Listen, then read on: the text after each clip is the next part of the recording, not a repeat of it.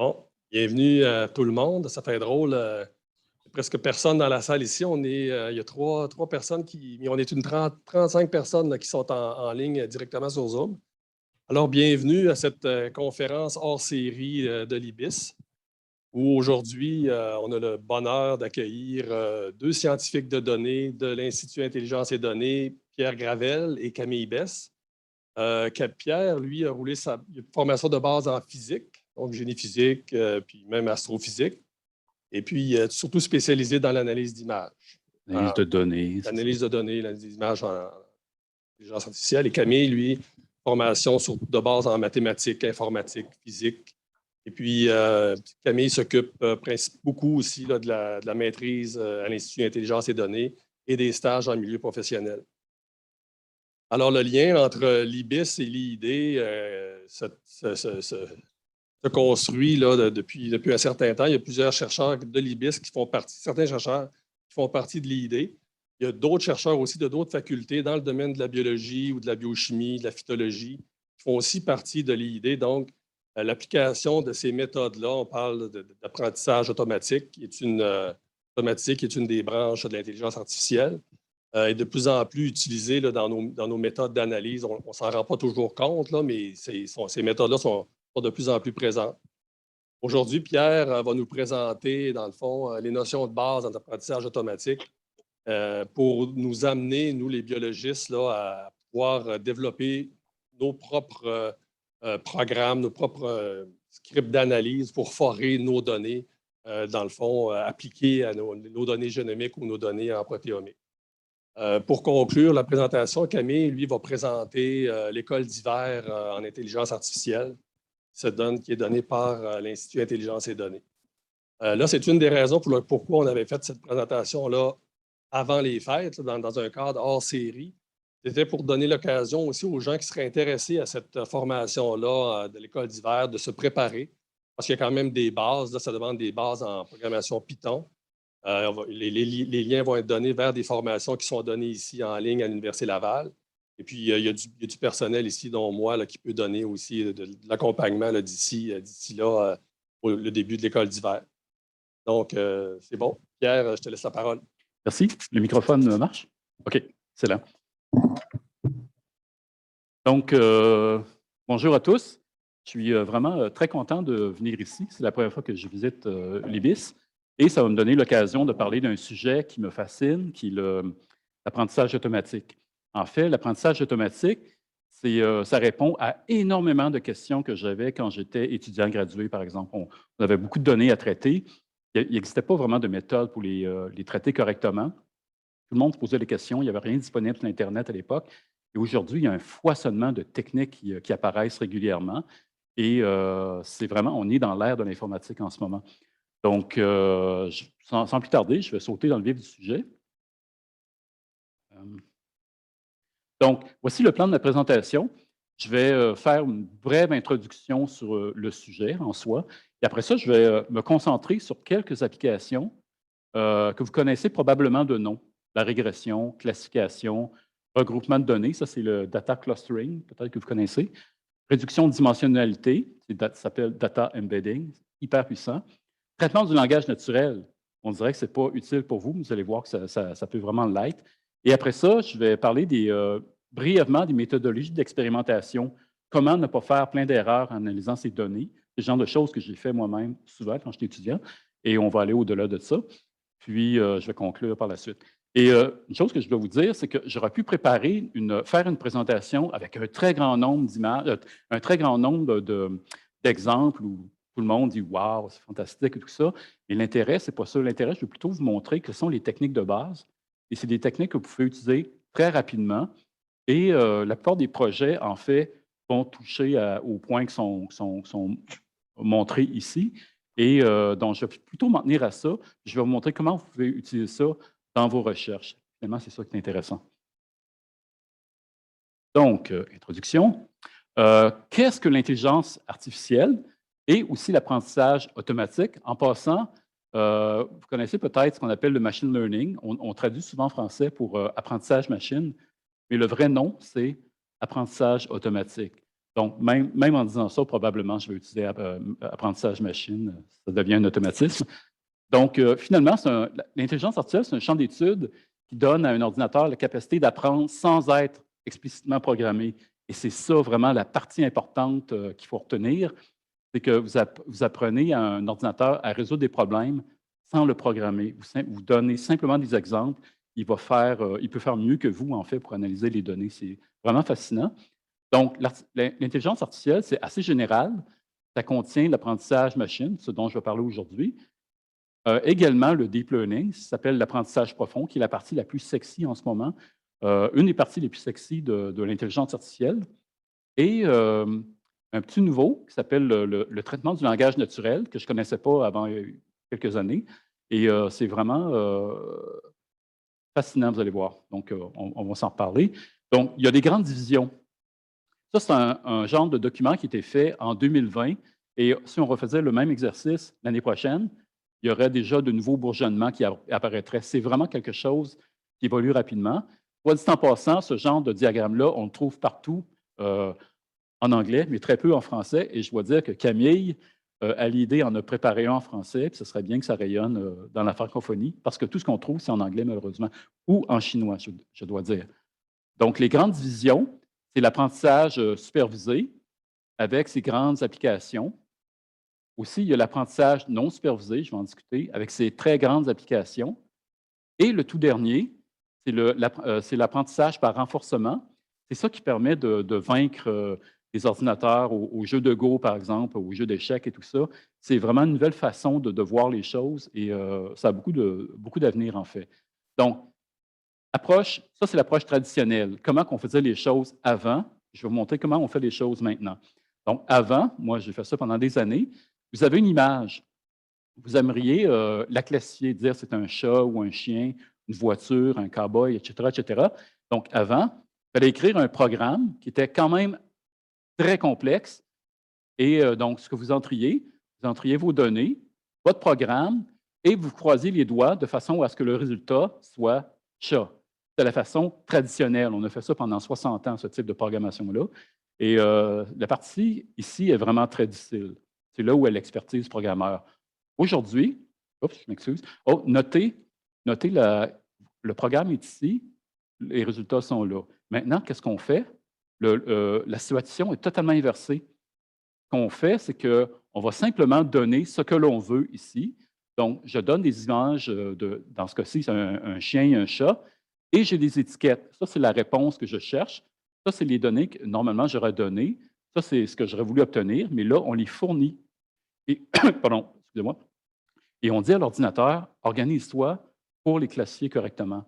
Et à la fin, la beauté de la chose, c'est que l'ordinateur va vous donner, le machine learning, l'apprentissage machine, l'apprentissage profond, va vous donner le programme, ce qui était très, très difficile à faire auparavant, bien, vous l'avez. Donc, vous ne voulez plus une classification, vous voulez entraîner un système à classifier correctement ce que vous voulez faire, mais en fait, le résultat, c'est le programme qui le fait. Je veux dire qu'après ça, je m'excuse, ce qu'on fait maintenant, c'est une fois que vous avez des données d'entraînement, des images de chat, de chien, vous entraînez votre système, ça vous donne un programme qui, après ça, avec de nouvelles données qu'il n'a jamais vues, il va être capable de classifier correctement. Donc, c'est ça, l'intelligence artificielle, c'est ça, c'est qu'on donne à un programme ce que l'on veut faire, on ne sait pas comment le faire, on ne sait pas comment classifier intuitivement, on le fait, mais on ne sait pas comment l'expliquer. Et on donne des exemples à l'ordinateur, et l'ordinateur, le résultat, c'est un programme qui peut le faire pour nous par la suite. Donc, on lui apprend à penser comme nous. C'est un très grand pas en avant. Donc, il y a différents types d'apprentissage. Le plus connu, c'est celui qu'on fait à l'école, en fait, l'apprentissage supervisé. Donc, on a des données. Par exemple, des données, c'est des pommes ici. Des étiquettes ou des labels en anglais, c'est une description, ce sont des pommes. Et avec de la pratique, on va finir par se faire un modèle dans la tête qui nous permet de comprendre, de les reconnaître facilement. L'intérêt de ça, c'est évidemment, une fois qu'on a une nouvelle image, bien, on peut prédire ce que c'est. Donc, les enfants apprennent comme ça. Donc, c'est assez naturel pour eux. Étape suivante, la seconde partie, c'est l'apprentissage non supervisé. extrêmement utilisé aussi. Là, dans ce cas-ci, c'est vraiment plus difficile. C'est plus quelque chose qu'on fait quand on devient adolescent. Les enfants ont assez de la difficulté avec ça. On a ici des données, mais on n'a pas d'étiquette. On n'a aucune description de ce que l'on voit. Tout ce qu'on a, on a des images, par exemple. Puis le problème, c'est faire de l'ordre dans tout ça. Essayer de les mettre en groupe.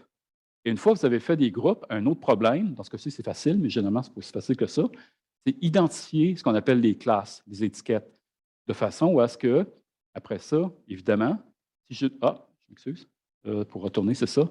Donc, évidemment, le défi ici, c'est faire de l'ordre dans un capharnaüm, un fouillis de données. Et faire de l'ordre, ce n'est pas facile, mais on apprend aux ordinateurs comment le faire. Donc, pourquoi parle-t-on autant des réseaux de neurones? Ça, c'est basé, en fait, beaucoup sur mon expérience personnelle.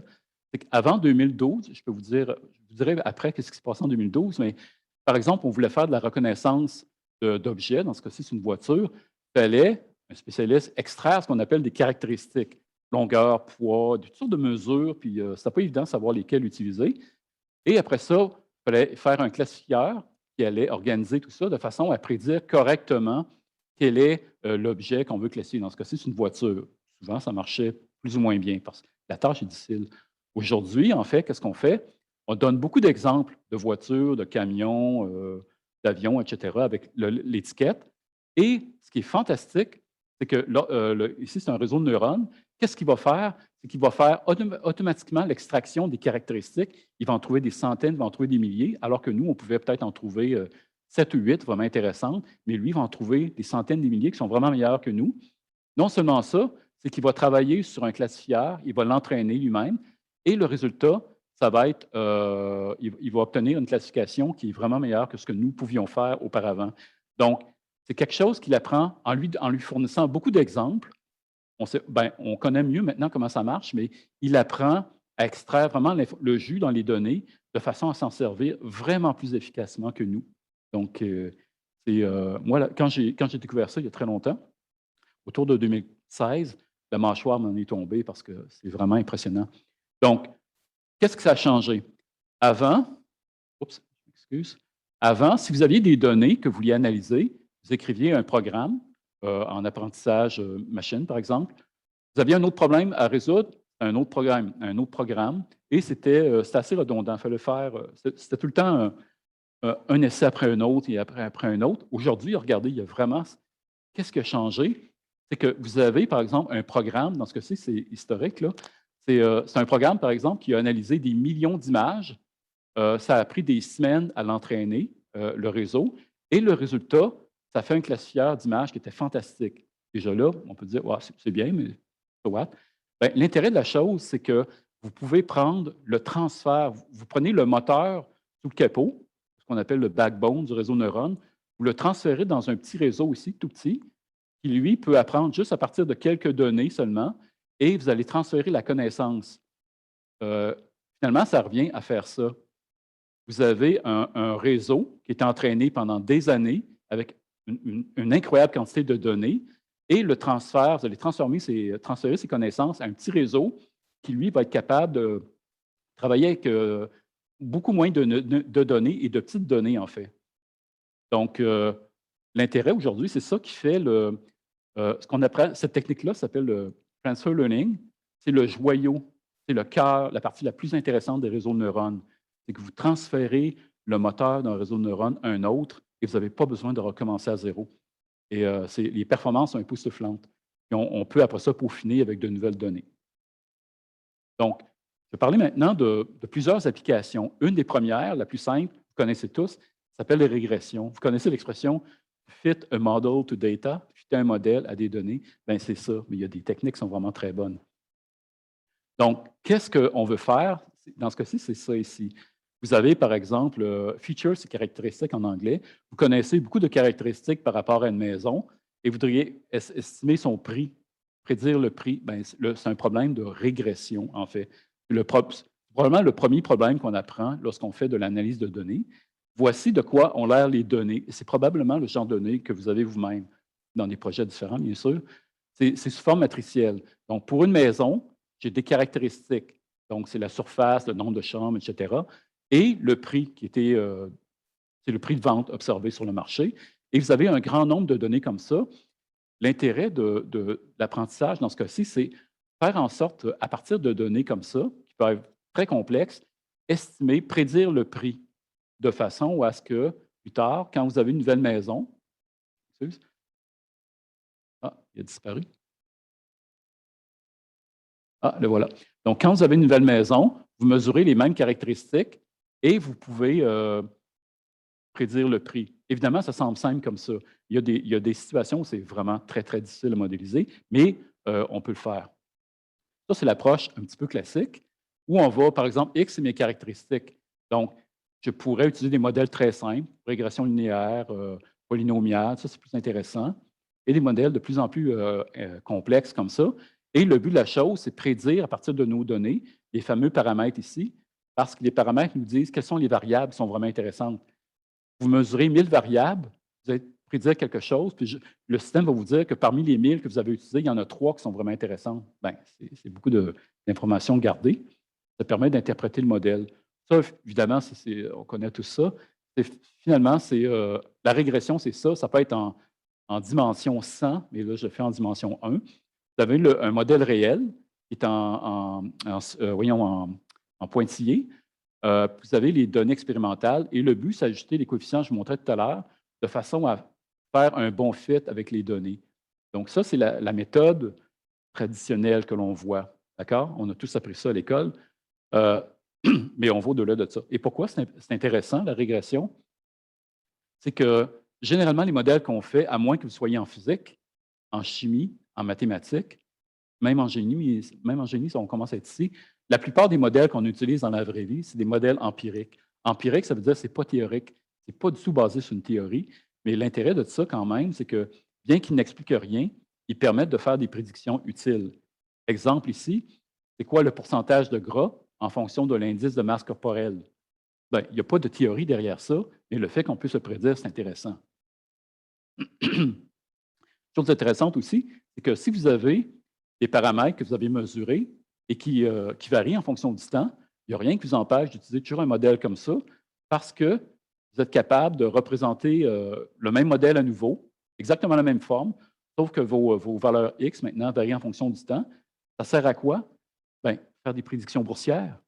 Vous avez les X, c'est des indices boursiers. Ici, ben, c'est la valeur d'une action, par exemple, en fonction du temps.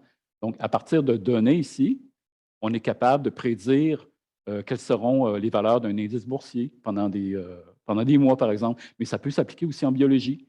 Si vous mesurez les paramètres ici et vous avez mesuré la réponse qui vous intéressait, vous pouvez modéliser ça de façon à prédire sur une certaine durée comment va évoluer votre système biologique.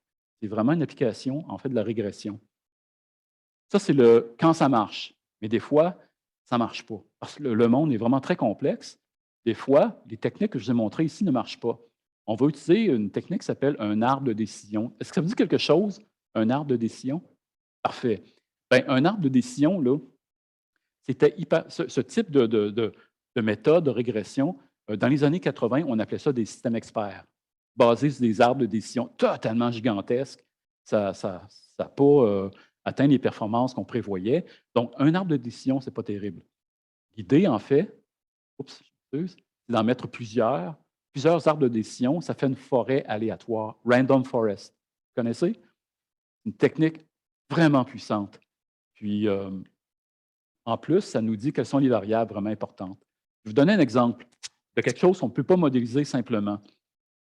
Ça, c'est une compétition Kaggle, c'est une compétition. En fait, c'est un site de compétition où on met des données, les gens essaient de résoudre les problèmes, puis ceux qui gagnent, bien, ça mène à des articles scientifiques aussi, des prix en argent. Des fois, c'est $1 million comme Netflix. Et voici ici, ce qu'on voulait faire, c'était prédire le taux de survie ou prédire si une personne allait survivre ou non lors du naufrage du Titanic en fonction de l'âge, sexe, si on voyageait avec des enfants ou si on était un enfant. Donc, ça marche assez bien, en fait. Donc, on pouvait prédire, par exemple, si vous étiez un homme, adolescent, si vous étiez en 3e classe, vous aviez une chance sur 4 de survivre. Si vous étiez en première classe, vous aviez 100 des chances de survivre. Donc, c'est intéressant. Impossible de modéliser ça autrement. Mais ce qu'on fait aujourd'hui, c'est vraiment mieux de prendre, dans ce cas-ci, on a pris 600 arbres, 600 arbres comme ceci, et on met ensemble toutes leurs prédictions, puis on fait la moyenne de ça, et ça peut être vraiment très précis. Et ces techniques-là, les forêts aléatoires, ça bat régulièrement les réseaux de neurones dont tout le monde parle dans beaucoup d'applications. Donc, il n'y a pas juste les réseaux de neurones qui marchent bien. Classification. C'est quelque chose, aujourd'hui, je faisais une recherche, en fait, sur le nombre d'applications où on parle de régression, de classification. Puis la classification, en fait, c'est plus populaire en ce moment. La raison pour ça, c'est qu'il y a à peu près 15 ans, il n'y avait pas de méthode de classification qui marchait si bien que ça. Donc, on travaillait sur autre chose. Aujourd'hui, une méthode de classification marche très bien. Donc, c'est un tsunami de papier scientifique où on utilise la classification. Quand on vous engage dans une compagnie pour faire de l'apprentissage machine, généralement, c'est pour faire de la classification, parce que c'est très utile. Donc, qu'est-ce qu'on veut faire dans ce cas-ci? Je reviens à mon diagramme initial. Là, on a un grand nombre de caractéristiques qui sont mesurées. Dans ce cas-ci, c'est pour des emails, des courriels. On a mesuré un grand nombre de caractéristiques, des mots, par exemple, sur des mots qui reviennent souvent. Et l'intérêt, c'est être capable de dire si c'est un spam ou un pourriel ou un courriel. Donc, c'est à partir de ces caractéristiques-là, le but, c'est prédire une classe. Courriel, pourriel. Donc, c'est un exemple de classification. Évidemment, on l'utilise pour d'autres choses. Là, je vais vous montrer maintenant un exemple où la classification peut être vraiment utile. C'est en médecine, ça peut être aussi en biophysique. Donc là, dans ce cas-ci, on fait une étude sur le cancer. Donc, il y a un pathologiste qui a analysé beaucoup de biopsies et savait que la personne était cancéreuse ou non. Donc, on a, par exemple, une biopsie ici. Voici les protéines, les concentrations de protéines qui ont été mesurées dans l'échantillon. Et est-ce que cette personne-là avait le cancer? Oui, non, etc., etc. On va entraîner un classifieur à partir de ces données-là, les données cliniques, essayer de prédire, en fait, on va essayer de prédire en fait, ce que je vais montrer, c'est ça ici, là, si la personne va avoir le cancer ou non. Donc, basé sur des diagnostics cliniques. Une fois que ça marche, donc là, l'idée, éventuellement, oups, je m'excuse, je vais retourner. Donc, l'idée, évidemment, c'est à partir de nouvelles données, c'est prédire si la personne a le cancer ou non. On était capable de le faire marcher. Oui, au cas où. Merci beaucoup. Donc, c'est ça l'idée. Et évidemment, lorsqu'on fait de la classification, ah oui, c'est ce que je voulais vous montrer, j'ai oublié de le montrer. Nos données, comme vous pouvez voir ici, c'est un espace en n dimensions. Ça veut dire qu'un item ou une biopsie, ça peut être vu comme une donnée dans un espace en n dimensions. Bien, si vous pouviez voir en n dimensions, vous verriez que les cas de cancer sont ici, les cas de pas cancer sont ici. Et là, si vous voulez avoir un nouveau point que vous voulez classifier, vous voulez voir s'il va être près des données cancéreuses ou non. Bon, c'est basé sur la notion de distance dans un espace très complexe. Donc, l'intérêt ici, c'est juste montrer qu'il y a différentes façons de calculer les distances dans un espace très, très complexe. Et les distances, on ne sait pas a priori lesquelles qu'on va utiliser. La réponse va dépendre de nos données. On est toujours astreint à utiliser ce qui marche avec nos données. Il n'y a pas de théorie derrière ça, juste ce qui marche avec nos données. Voici un exemple très simple. Vous avez ici deux classes. Vous avez la classe jaune et vous avez la classe bleue ou mauve. Et vous voulez classifier un point qui est ici. Il y a une technique qui est très connue, c'est prendre, par exemple, les trois plus proches voisins. Les trois plus proches voisins, la classe qui va gagner, c'est la classe bleue. Si vous décidez de prendre les 6 plus proches voisins, la classe qui va gagner, c'est la classe jaune. C'est super facile à expliquer. Donc maintenant, qu'est-ce qu'on fait? Là? Quel chiffre on prend pour ça? Voici des exemples maintenant. Vous avez ici une distribution croissante. Ça pourrait être les cas de cancer, par exemple. Classe rouge. Vous avez la classe bleue ici. Et si vous voulez classifier, par exemple, un point qui tomberait ici, son plus proche voisin serait bleu. Et vous pouvez faire ça partout. Donc, ça vous permet de classifier entièrement tout l'espace qui pourrait vous intéresser. Si vous regardez en fonction du nombre de voisins, les performances peuvent être totalement pas belles du tout. Il y a certaines performances qui marchent vraiment bien. Et comment qu'on trouve ça? Il y a des techniques de méthodologie qui vous permettent de trouver le bon nombre de voisins. Et là, je parle d'un classifieur très simple. Il y a un très grand nombre de classifieurs. Là, juste pour vous faire peur un petit peu, il n'y a personne qui a du café ici. Je pense que ça en aurait fait étouffer quelques-uns. Mais c'est que il y a beaucoup de méthodes de classification maintenant. Par exemple, prenons le cas de, ici, vous avez des données bleues à l'intérieur d'un cercle rouge. Ça, c'est les données de classification selon différents classifieurs. Donc, vous pouvez voir qu'ici, ça marche super bien. Il est capable de travailler à 90 alors que le même classifieur, dans d'autres situations, ne marchera pas très bien. Ce que j'essaie de vous dire, c'est que la méthode que vous avez utilisée dépend de vos données. On ne sait pas a priori qu'est-ce qui va marcher. Donc, vous l'utilisez et après ça, bien, généralement, ça va être la meilleure méthode qui va marcher pour le reste de vos données. Donc, autre méthode, j'ai parlé de régression, classification. Une autre technique, ça s'appelle les méthodes de regroupement, cluster analysis. Moi, j'appelle ça, c'est la fabrique à prix Nobel. Donc, c'est vraiment la technique qui va faire en sorte qu'on va découvrir des choses. Je vais vous montrer pourquoi. Je peux vous garantir que dans les 10 prochaines années, si on regarde les prix Nobel en médecine, en physique et en d'autres choses qui ont été faits, ça va être basé sur des techniques comme ça. Ça permet de voir de l'information qui est très difficile à voir autrement. Donc, le but ici, qu'est-ce qu'on veut faire? C'est, vous avez encore une fois, vous avez mesuré des caractéristiques. Vous n'avez aucune étiquette. Là. Ça vous dit, vous faites juste des mesures, vous allez à la pêche, vous regardez ce que vous avez. Mais l'intérêt de la chose, c'est essayer d'organiser les données. Donc, dans ce cas-ci, on voit qu'il y a 3 groupes. Et après ça, une tâche, c'est organiser, trouver qu'il y avait 3 groupes. Et après ça, identifier ces 3 groupes-là. Et la partie identification, c'est ça qui fait qu'on a un bon scientifique ou non. Donc, application. Dans ce cas-ci, on va parler de Alzheimer, la maladie d'Alzheimer.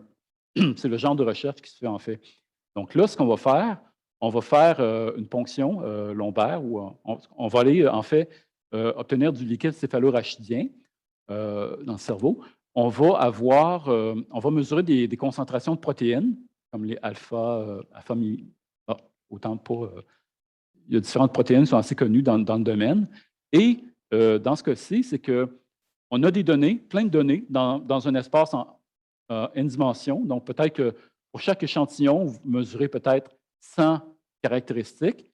Et après ça, l'idée, c'est que vous faites du data clustering et ça va vous dire que vos données sont il y a 4 groupes. Donc, déjà là, c'est quelque chose en soi parce que vous ne saviez pas. L'idée, après ça, c'est aller voir, par exemple, dans le groupe 1, vous allez prendre tous vos patients qui sont dans le groupe 1, vous allez regarder qu'est-ce qu'ils ont de particulier.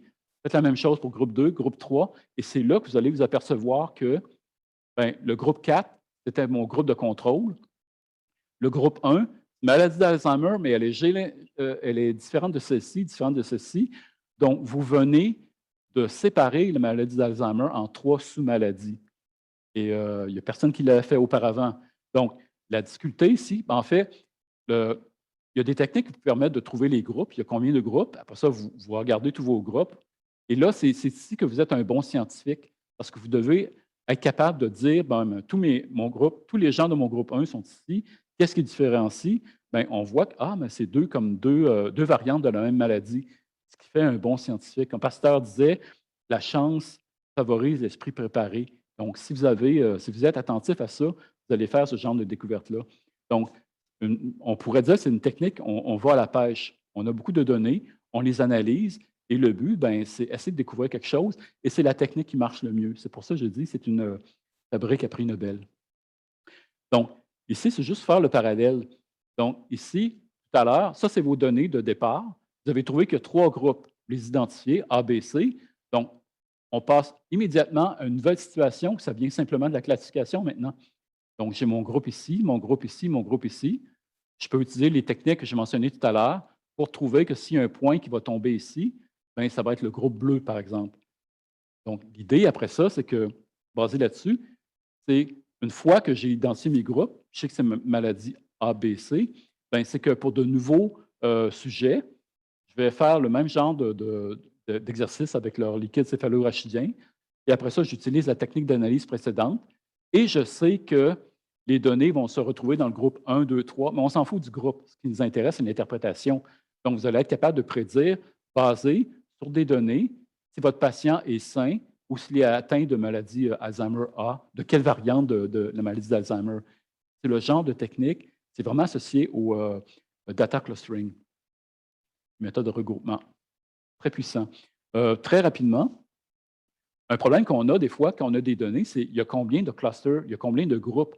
On pourrait dire qu'il y en a 2, on pourrait dire qu'il y en a 6, on pourrait dire qu'il y en a 4 ici.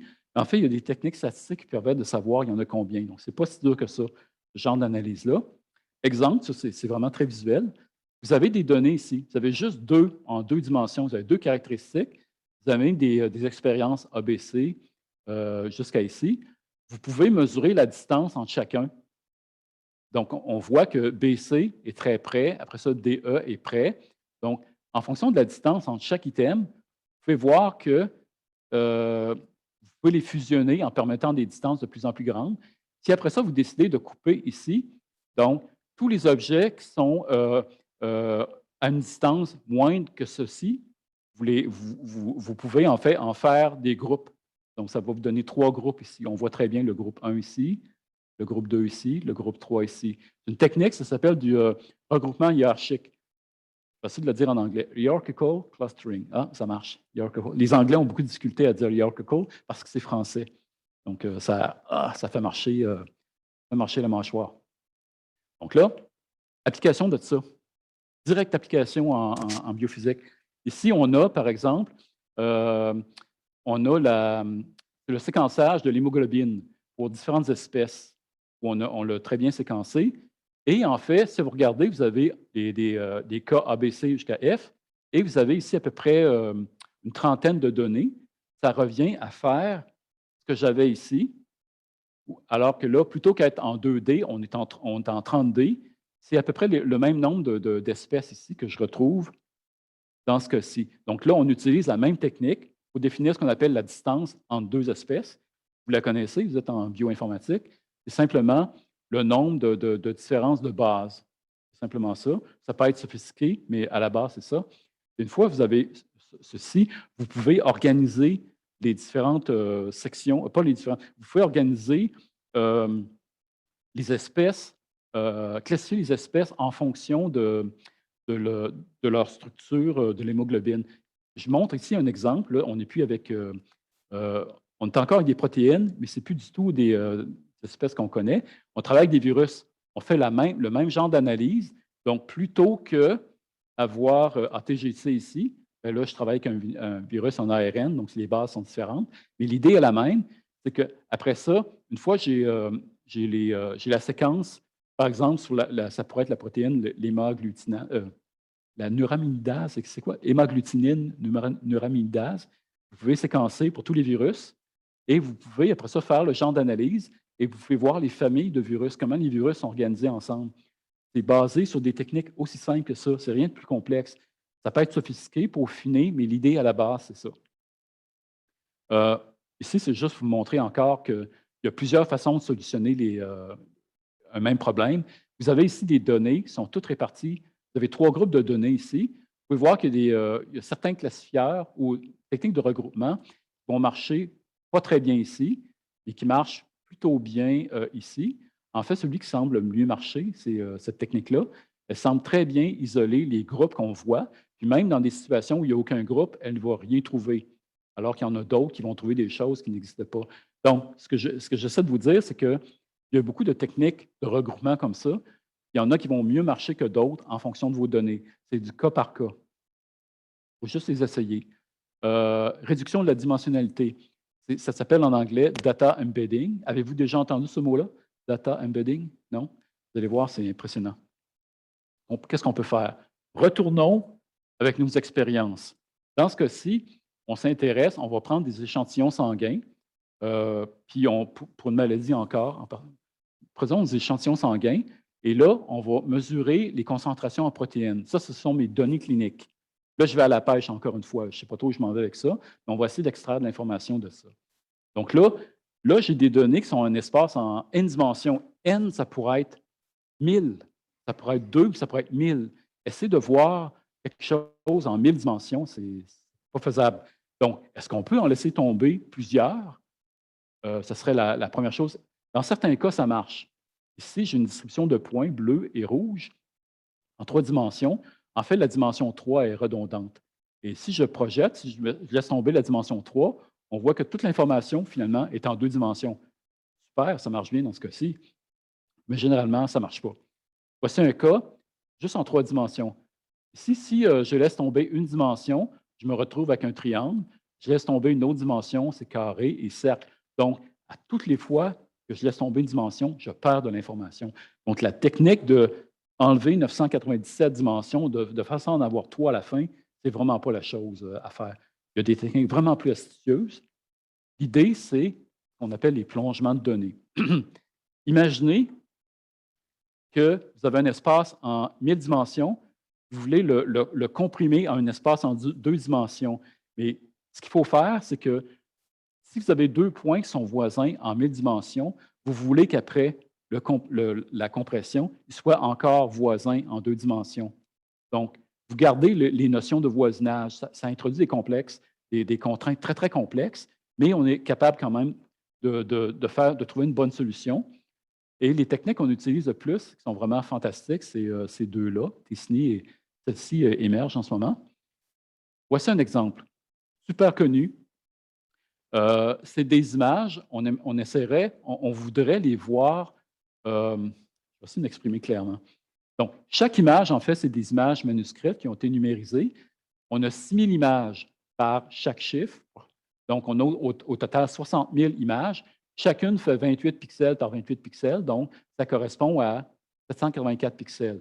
Donc, vous pouvez vous dire qu'une image, c'est un point dans un espace de 784 dimensions. Est-ce que vous le voyez? OK. Donc là, ça veut dire que si je pense en 784 dimensions, tous mes caractères 9 devraient être ici, mes caractères 1 devraient être ici, mes caractères 0 devraient être ici, mais je ne peux pas voir en 784 dimensions. L'idée maintenant, c'est qu'on va essayer d'écraser ça, voir le résultat en 2 dimensions. Voici une technique qui marche assez bien, qui s'appelle l'ACP, analyse en composantes principales, très utilisée en réduction des données. Moi, j'ai découvert cette technique-là il y a à peu près 25 ans. Quand j'avais vu ce genre de résultat-là, la mâchoire m'était tombée. Donc, vous voyez que tous les zéros, les images de 0 sont ici, les images de 6 sont ici, mais on voit que c'est quand même pas pire. Il y a beaucoup de recouvrement, donc on peut quand même trouver des applications à ça, mais regardez ce qu'on peut faire avec les nouvelles techniques. Donc, on est capable de faire en sorte que toutes les images de 0, je crois 0 est ici, tous les 0 arrivent ici, tous les 1 sont ici, tous les 3 sont ici, etc., sont vraiment bien séparés. Donc, vous passez de données en très grande dimension, 784 dimensions, vous pouvez comprimer en 2 dimensions et ça vous sépare très, très bien les données. Ça est fantastique. Ça, c'est époustouflant. Vous allez voir une application de ça immédiatement. Voici, on revient au virus de tout à l'heure. Donc, on a pris, c'est combien? C'est à peu près 6000 virus qu'on a séquencés pour une protéine, la neuraminidase, par exemple. Et on a fait, donc on était en un certain nombre de dimensions. Je vais l'inventer, je n'ai aucune idée c'est quoi. Disons, c'est 1000 encore une fois. On a utilisé la technique qui est ici, T-SNE. On était capable de projeter ça en 2 dimensions et regardez l'ordre qui émerge. Vous pouvez voir des familles de virus qui émergent naturellement. En fait, chacune d'entre elles, il y a quelqu'un qui est allé voir, par exemple, dans la famille 10, il a pris tous les virus qui étaient ici, puis on était capable de dire, c'est quel type de virus. Donc, on est capable de trouver toutes les familles de virus, toutes les identifier en soi. Donc, c'est quand même assez impressionnant ce qu'on peut faire, là. Donc, ça facilite la découverte de nouvelles informations. Traitement du langage naturel, ça semble totalement déconnecté avec ce que vous faites, mais vous allez voir, ça a des applications dans votre domaine. Et ça va bien au-delà, en fait, de la traduction automatique. La traduction automatique, c'est une chose, mais on fait pas mal plus que ça. Et même la traduction automatique, si vous y pensez, comment entraîner un réseau, un système à traduire automatiquement la parole? Comment utiliser des mots afin de faire des mathématiques dessus? Ce n'est pas évident. Donc, la technique qu'on utilise, on n'ira pas dans le détail, mais l'intérêt, en fait, c'est que c'est intuitif. En fait, je vais plutôt passer à la suivante, c'est plus simple à comprendre. Donc, vous avez un texte qui est ici, vous le décomposez dans ces mots et vous regardez le nombre de fois que les mots reviennent. Donc, intéressant. Le nombre de fois, ça correspond à ce qu'on appelle un histogramme de mots, simplement. Et si vous faites ça pour 2 textes ici, puis vous prenez les mêmes mots de référence, vous regardez combien de fois chaque mot est apparu, vous obtenez une matrice de points. Est-ce que ça vous dit quelque chose? Bien, en fait, ça, on est parti d'un texte à une matrice de mots, et on peut faire ça pour un grand nombre de textes, bien, ça revient à faire ceci. On est passé d'un texte à une matrice de points qu'on peut utiliser avec les techniques d'apprentissage machine. Donc là, vous avez, par exemple, dans le cas des courriels, vous avez un courriel 1, vous avez mesuré les mots, vous avez utilisé des milliers et des milliers de courriels, vous avez vu qu'il y avait 1000 mots qui revenaient tout le temps, les plus importants. Vous calculez pour chaque courriel le nombre de fois que chaque mot arrive et vous normalisez ça pour avoir un pourcentage. Et après ça, chacun de ces courriels a été examiné par quelqu'un qui a dit « Ah, c'est un spam. Non, ce n'est pas un spam. Ah, c'est un courriel, c'est un pourriel. » Et plus impressionnant que ça encore, vous pouvez demander à quelqu'un, lire chacun des courriels, puis dire est-ce que les sentiments, est-ce que la personne qui a écrit le courriel était heureuse, triste, fâchée, ce genre de choses-là. Donc, ici, vous avez une classification à 2 classes. Ici, vous avez, dans ce cas-ci, ce sera une classification à 4 classes. Et après ça, l'intérêt de la chose, c'est que si vous avez de nouveaux courriels qui arrivent, vous faites le même genre d'analyse que je viens de vous montrer. Vous extrayez les mots qui reviennent le plus souvent, faites des stats dessus. Vous pouvez savoir, après ça, en utilisant le classifieur précédent, est-ce que c'est un courriel, c'est un pourriel. Et ça, c'est fait automatiquement dans Outlook. C'est vraiment fait automatiquement par Outlook. Et plus intéressant encore, c'est pour l'analyse de sentiments. C'est que vous avez un courriel, l'analyse de sentiments va vous dire si la personne était heureuse ou non. Vous vous dites, mais à quoi ça sert de savoir ça? En période électorale, on analyse des centaines de milliers de courriels, des tweets et tout ça, c'est analysé parce que, imaginez que vous prenez tous les courriels où on mentionne Parti libéral, tous les courriels où on mentionne Parti conservateur, vous les mettez là, vous faites une analyse de sentiments, exactement comme ça, vous apercevez que tous les courriels qui viennent sont associés au Parti libéral, les gens sont heureux, et tous les courriels associés au Parti conservateur, bien, les gens sont malheureux. Bien, ça vous dit déjà quelque chose. Donc, ce genre d'analyse-là, traitement du langage naturel, c'est vraiment utilisé par les firmes de marketing. On ne pensait pas qu'on irait dans cette direction-là, mais c'est une direction qui a été prise et ça donne de très bons résultats.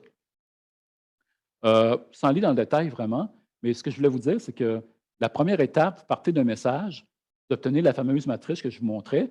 Vous pouvez utiliser les méthodes classiques pour dire si c'est un courriel ou non, mais l'autre technique, qui est vraiment très puissante aujourd'hui, on passe par les réseaux de neurones de façon à faire la même chose, mais on a une plus-value en passant par les réseaux de neurones. C'est ça ici. Vous avez vos documents. Ici, vous obtenez ce qu'on appelle la matrice du nombre de fois que chaque mot revient. Mais l'intérêt ici, c'est qu'on va faire un plongement de mots.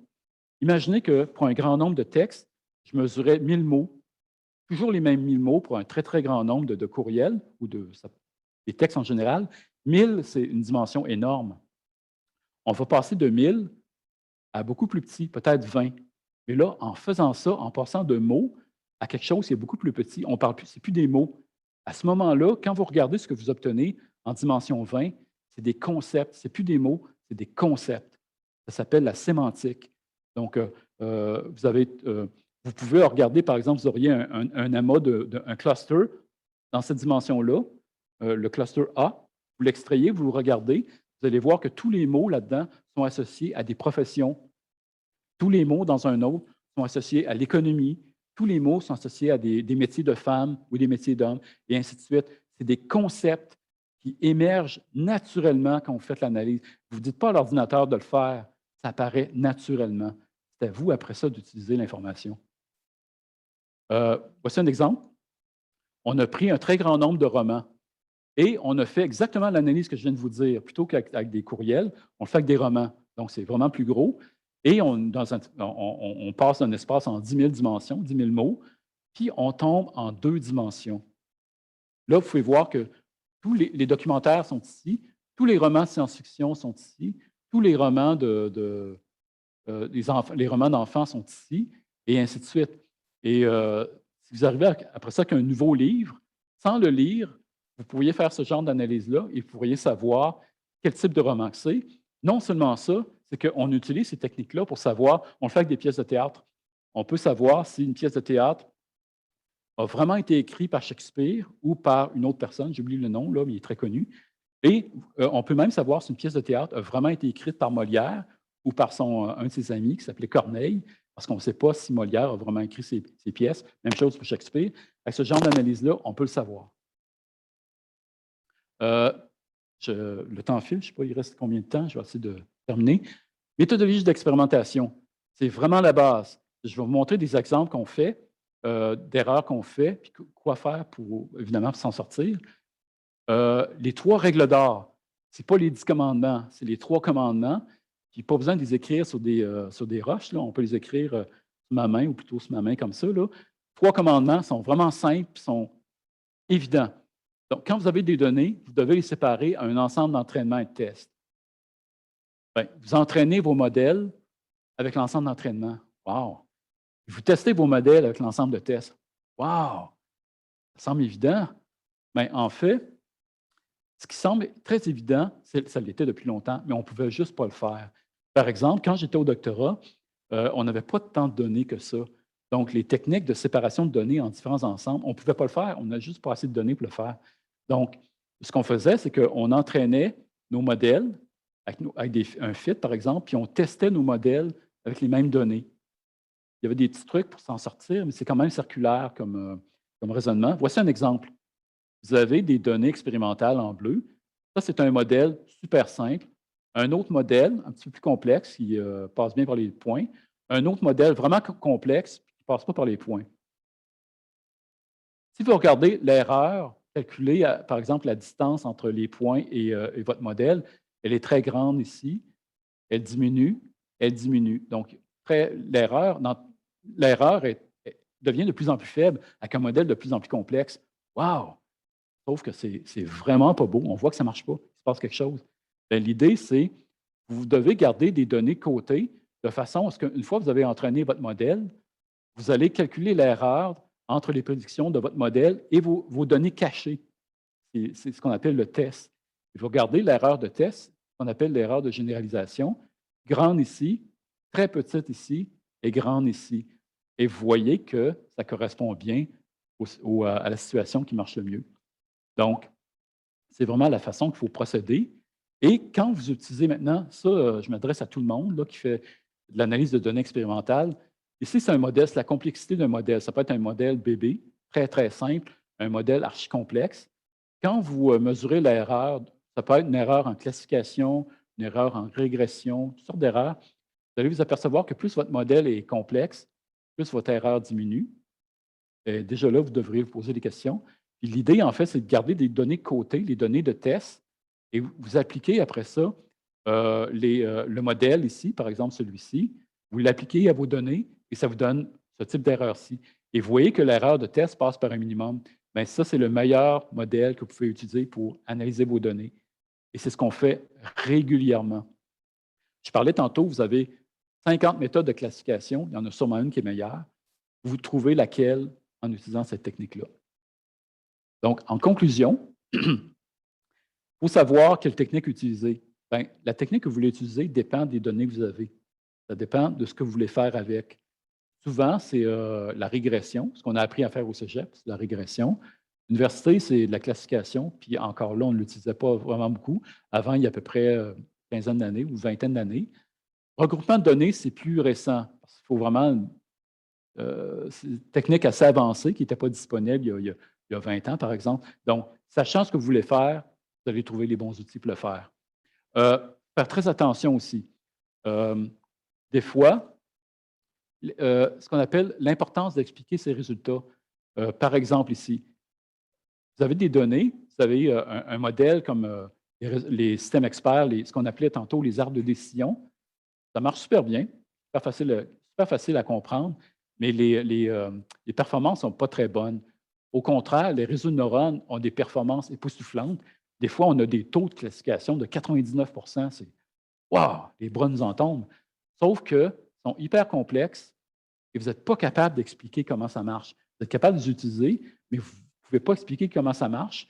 Et ben, les gens peuvent dire, on s'en fout, mais non. Si vous demandez un prêt bancaire et votre prêt bancaire est refusé, vous demandez au banquier, mais pourquoi vous l'avez refusé? ben, le banquier vous dit, je ne sais pas, c'est la machine qui me le dit. Pas très convaincant. Même chose, vous êtes à Sillery, vous vendez votre maison. Le système qui prédit le prix optimal de vente vous dit c'est 26 000 ben non, ma maison vaut plus que 26 000 puis le système ne peut pas expliquer pourquoi il a pris cette décision-là. Donc, dans certaines circonstances, l'explicabilité est vraiment importante. Pas tout le temps le cas, mais dans les circonstances très humaines, là, c'est vraiment important. Donc, si vous voulez démarrer en apprentissage automatique, je vous dirais, en fait, Camille va insister là-dessus, il faut apprendre les bases de l'analyse des données. J'en ai parlé un petit peu, il faut apprendre un petit peu de stats aussi, mais surtout de l'analyse des données dans ce cas-ci. Il faut apprendre l'espéranto. L'espéranto, c'est la langue universelle. En analyse des données, ça s'appelle Python. Si vous faites des stats, il y a deux espéranto. Il y a R, que vous connaissez peut-être, il y a SAS. C'est vraiment les deux techniques, les deux langages les plus utilisés. Mais en apprentissage automatique, c'est vraiment le Python. De très, très, très, très, très, très loin. Et en fait, Camille va vous parler de... En fait, je vais passer la parole à Camille. Je pense que c'est le meilleur moment. Et donc, je vous ai présenté qu'est-ce qu'on peut faire avec l'apprentissage machine. Je viens de vous montrer qu'il faut apprendre les bases en Python. Puis, nous, à l'université, à l'ID, l'Institut Intelligence et Données, on a une école en apprentissage machine qui vous apprend comment utiliser la plupart de ces techniques-là. Et vous pouvez faire plein de choses. Et je vais laisser Camille discuter du reste. Je vous remercie de votre attention et je vais être prêt à répondre à vos questions un petit peu plus tard. Est-ce que tu peux enlever mon...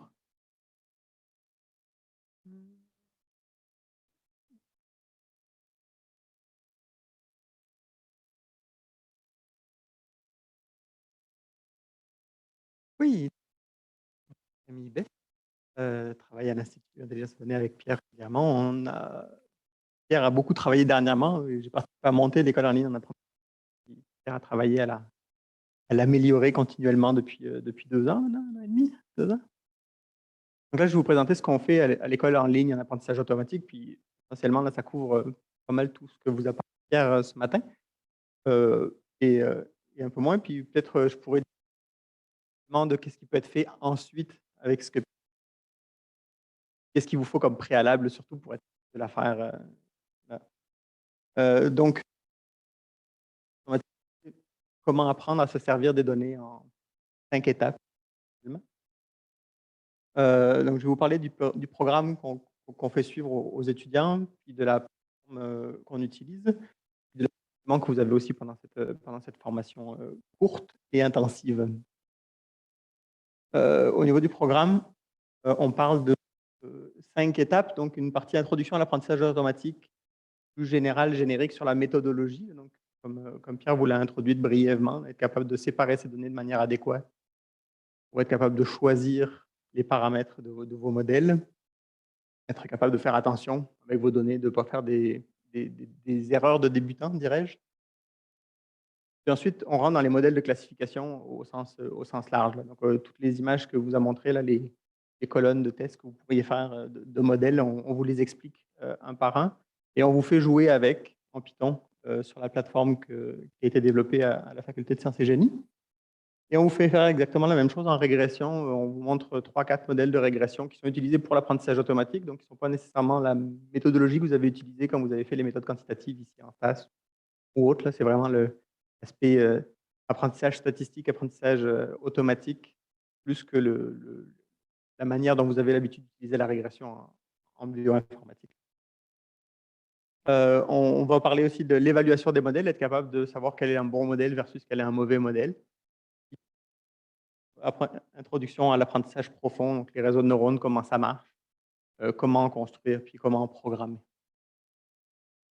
J'aurais pu, ouais, c'est ça, j'avais des dessins pour tout ça, mais de toute façon, Pierre vous a fait une belle présentation là-dessus, sur la méthodologie, sur la classification, la régression. On va passer au travers de ça, l'évaluation des modèles, les réseaux de neurones. La plateforme qui est utilisée, c'est PAX, une plateforme d'enseignement en ligne faite pour être travaillée en asynchrone. Donc, c'est une plateforme qui vous permet d'interagir directement avec du code sur des serveurs à la faculté de sciences et génie. Elle est assez phénoménale, cette plateforme. Vous avez peut-être déjà travaillé dans RStudio, probablement. En fait, c'est l'équivalent de un RStudio sur les serveurs de la faculté de sciences et génie. Vous êtes capable d'interagir avec du code, on vous donne du code, vous l'exécutez sur place, vous avez directement le résultat. Vous êtes capable de voir ce qui se passe au fur et à mesure que vous programmez. Donc, c'est basé sur des Jupyter Notebooks, pour ceux qui connaissent. Et c'est tout en Python. Vous avez aussi toutes les capsules vidéo qui sont faites par les professeurs de la faculté de sciences et génie. Donc, il y a une capsule vidéo qui est réalisée. Donc, c'est l'équivalent d'un cours de 3 heures à peu près pour chacun des 5 grands axes de la formation. Et il y a des petites évaluations en ligne, mais ça vous concerne moins. Là, c'est pour ceux qui ont besoin des crédits pour les professionnels, parce que cette formation est ouverte aussi aux professionnels à l'extérieur, même si elle était au départ prévue pour tous les étudiants gradués de l'université. Mais certains ont besoin de crédits au niveau professionnel, donc il y a quelques évaluations qui sont là. Puis surtout, vous avez accès à un forum de discussion associé à chaque thème, où des professionnels comme Pierre, comme moi, ou des étudiants gradués viennent répondre à vos questions pendant que vous faites la formation. Vous avez des questions sur les exercices, vous pouvez vous adresser à un forum et on va répondre à vos questions pendant toute la durée de la formation. Aussi, pendant cette formation-là, au niveau accompagnement, il y a des ateliers qui sont organisés sur chacun des exercices. Donc, au niveau des formateurs, je vais passer rapidement. Pour la classification, c'est Christian Gagné qui vous la présente. L'introduction à l'apprentissage automatique, c'est François là-bas. Philippe s'occupe de la partie apprentissage profond. Patrick s'occupe de la partie évaluation des modèles et Marie-Pierre est pour l'apprentissage statistique. Marie-Pierre est à l'école d'actuariat. Et toutes les autres sont au département d'informatique. Ah non, Christian est au département de génie électrique. Pardon. Et on est 4 professionnels qui s'occuperont de répondre à vos questions, mais il y a aussi des étudiants gradués qui sont recrutés pour l'occasion, qui sont étudiants en sciences des données, soit en génie électrique, soit en informatique, qui viennent répondre à vos questions sur les forums. Donc là, c'est pour tout ce qui est accompagnement. Au niveau des préalables, jusqu'à l'année passée, on mettait des préalables très très bas, donc savoir programmer et être capable d'avoir des notions de base en statistique et en mathématiques. On a rehaussé un peu les préalables et on a extrait un bout de formation. Pierre est en train de finaliser ce morceau-là. On appelait, nous, avant, la rampe de lancement, qui était une grosse partie d'introduction. Que Pierre vous a présenté en 1 heure, il a étendu ça en 15 heures de formation. Et donc, on est capable de maintenant de vous amener à un certain niveau qui va vous permettre de mieux appréhender les 45 heures de formation de l'école d'hiver. Et si vous avez besoin aussi pour un apprentissage de Python et que vous voudriez être capable d'apprendre le Python de manière plus formelle que juste en lisant un livre et en faisant des exercices en ligne, parce qu'il y en a une flopée, une tralée d'exercices en ligne pour du Python, là.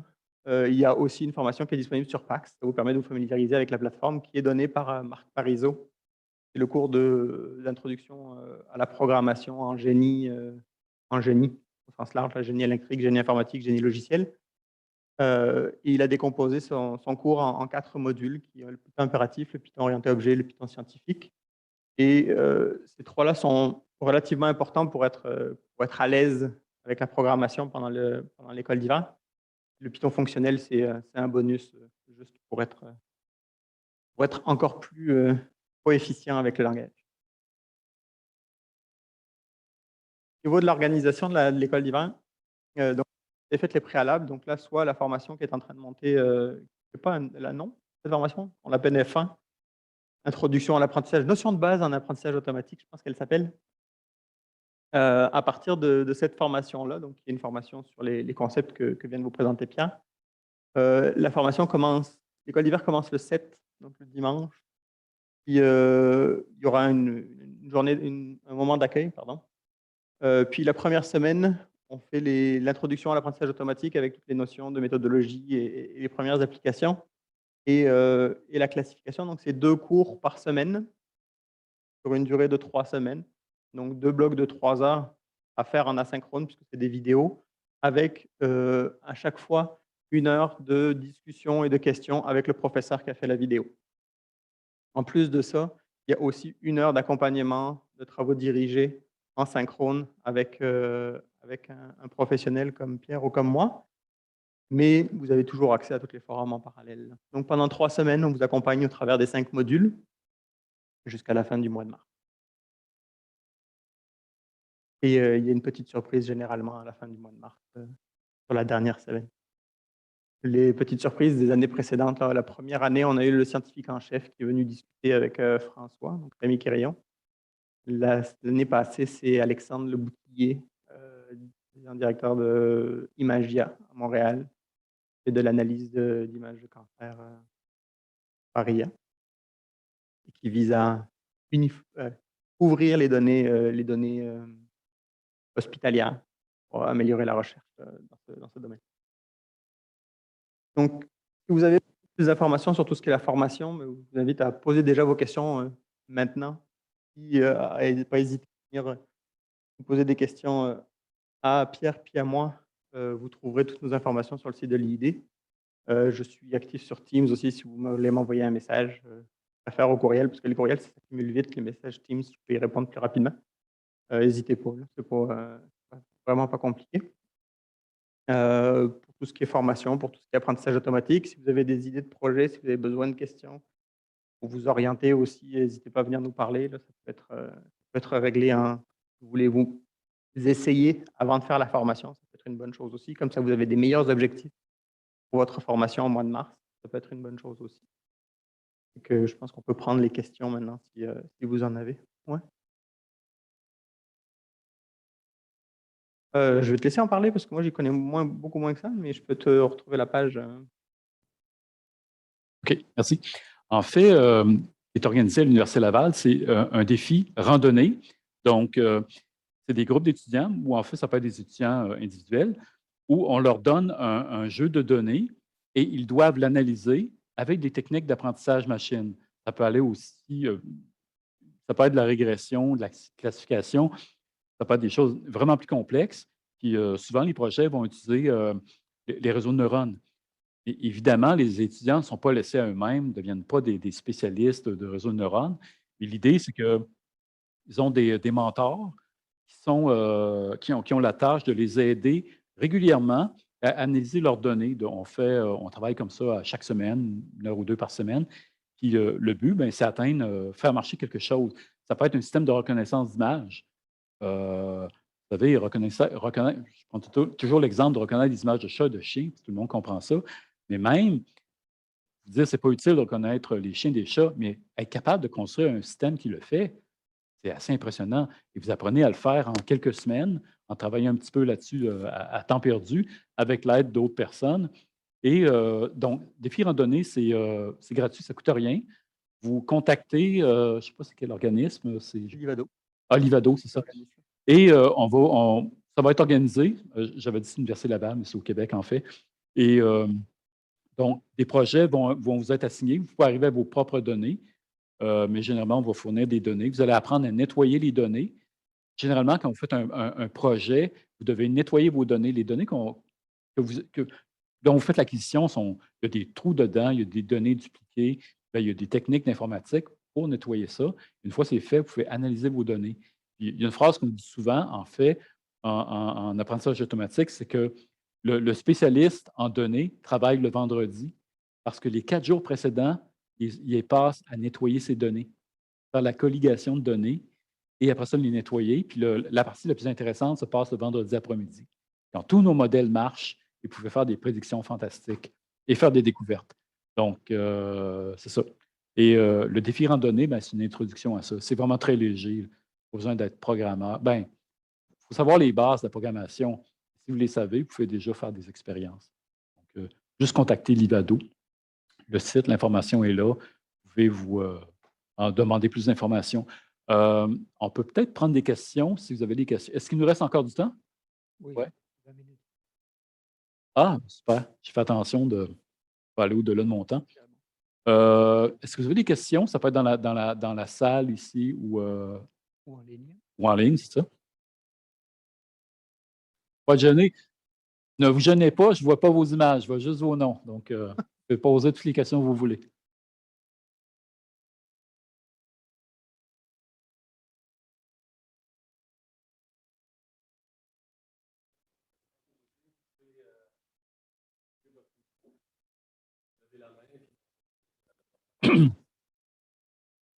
Ben, pour dégager les choses, je vais peut-être discuter un petit peu. Il y a deux approches que vous avez probablement entendues. Il y a deux façons d'analyser les données. Il y a comme deux écoles d'analyse des données. Il y a l'école des statistiques. C'est les gens qui utilisent R, par exemple, et SAS. Puis il y a l'école de ce qu'on appelle l'apprentissage automatique. L'école des statistiques, la façon des statistiques, ça existe depuis à peu près les concepts de moyenne et des corps types, ça date de plusieurs centaines d'années, mais l'analyse statistique telle qu'on la connaît, avec les thèses, hypothèses et tout ça, ça date des années 30. C'était le mathématicien, je pense que c'était Simpson qui avait travaillé là-dessus. Et donc, les stats, aujourd'hui, c'est principalement, c'est résoudre pas mal de problèmes avec des thèses, hypothèses. Ça fait ses preuves, ça marche vraiment très, très bien. Puis ça nous permet d'obtenir une compréhension de nos modèles. L'approche apprentissage machine, ça, c'est plus avec le Python, là, par exemple. La librairie la plus utilisée s'appelle scikit-learn, Science Kit for Learning. Et on travaille en Python et l'approche est totalement différente. On ne s'intéresse pas à faire des stats. On peut obtenir des stats si on veut, mais ce n'est pas le but. Le but, c'est construire un système qui va faire des prédictions basées sur vos données. On a des outils qui permettent de trouver quels sont les meilleurs modèles, meilleurs classifieurs, par exemple, pour analyser vos données. Comment trouver le meilleur parmi un très grand nombre? Comment analyser vos données, trouver les données qui sont vraiment correctes, celles qui sont aberrantes, comment nettoyer tout ça. Et le but, à la fin, c'est d'obtenir le meilleur modèle qui analyse vos données, le plus puissant. Et vous n'avez pas de...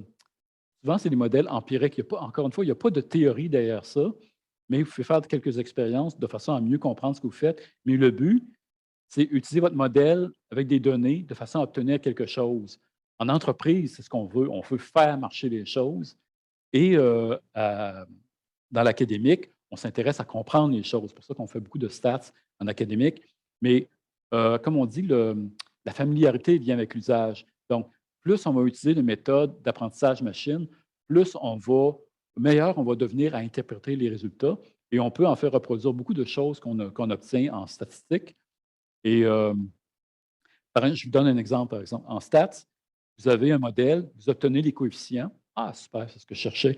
Vous avez aussi les intervalles de confiance, les fameux intervalles de confiance à 95 %.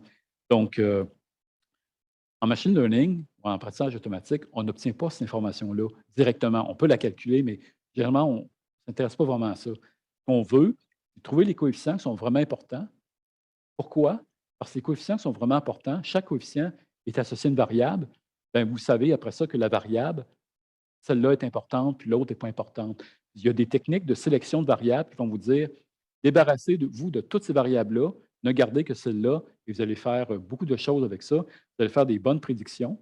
Puis le fait que vous avez isolé les variables qui vous intéressaient, vous venez d'apprendre quelque chose par rapport à votre système.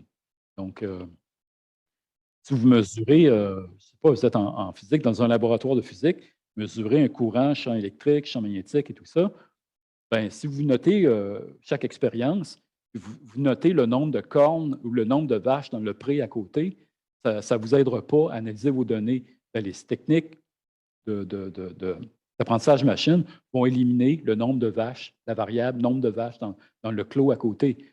Évidemment, c'est simple pour nous de le faire, mais là, je donne un exemple vraiment stupide, facile à comprendre, mais les techniques d'apprentissage machine vont faire le tri parmi toutes ces données-là qui ne sont pas intéressantes, de façon à garder l'essence de votre problème.